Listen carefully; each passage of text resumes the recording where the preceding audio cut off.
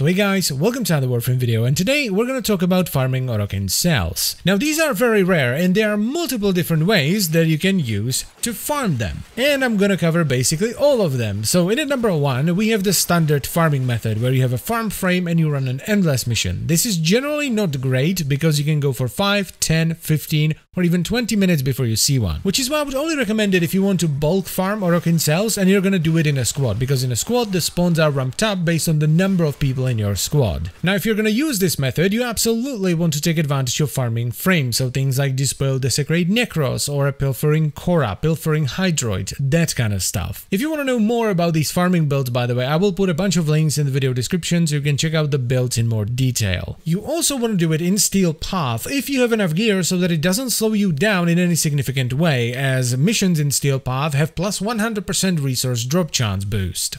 And finally, you also want to focus on Dark Sector missions, which for Orokin cells are going to be the Caracol Defection and Piscina Survival on Saturn, though these only have a 20% resource drop chance bonus. So if you actually want the best of the best, you want to head to Ceres and do Gabby, which is a 35% resource drop chance boost. Now you could also do Say Many, but defense is generally not quite as good for farming resources as survival. The second method you can use to farm Orokin cells is to not actually farm the enemies that drop them, but rather the Orokin cell arrays, which can randomly spawn in missions where Orokin cells can drop. Now for this method, we're going to need a so-called bomber build, basically a Warframe with a massive AoE ability, which we will use to break all the containers and resource nodes. This can be something like a Vast Time Zaku or even a Cataclysm Limbo. Now for this method, you want to focus on missions that are very fast and have easy objectives, so mainly capture. So if you're going to farm on Saturn, I would recommend the mission Cassini. If you want to farm on Ceres, I would recommend Lex, which is also a very nice capture mission. And finally, you can also go on Deimos and farm the mission Horrend, just to change up the tileset every now and then. The idea behind this farming method is that we are using Loot Radar to scan for resource nodes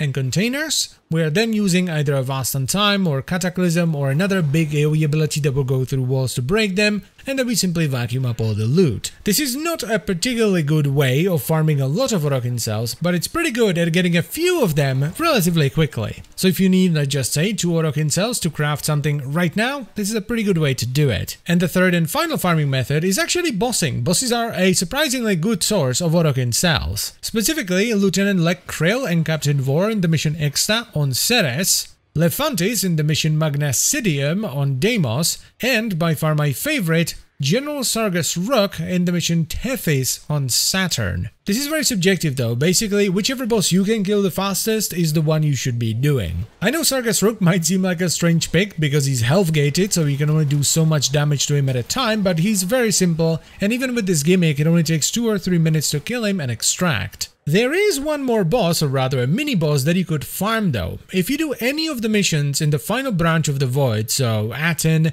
Marduk, Mithra or Mott, you will sooner or later run into Corrupted Vor. Now Corrupted Vor is a little bit special, aside from the fact that he drops toxin-based dual stat mods, because he will always drop either an Argon Crystal or an Orokin cell. This is really good because you're getting many things at once. You're getting a toxin-based dual stat mod, you're getting either an Orokin cell or an Argon Crystal, and because you're in the Void, you're gonna get a relic when you extract. He can be a bit of a bastard though. Usually he will spawn within the first 5 minutes of the mission, but sometimes you're gonna have to wait a little bit longer. But I would recommend this over pretty much anything unless you want to farm a lot of Orokin cells, in which case I would just go with the bulk farming method in an endless mission. And that is pretty much it for the video, so I thank you very much for watching as always guys, and I'll see you next time. Bye bye.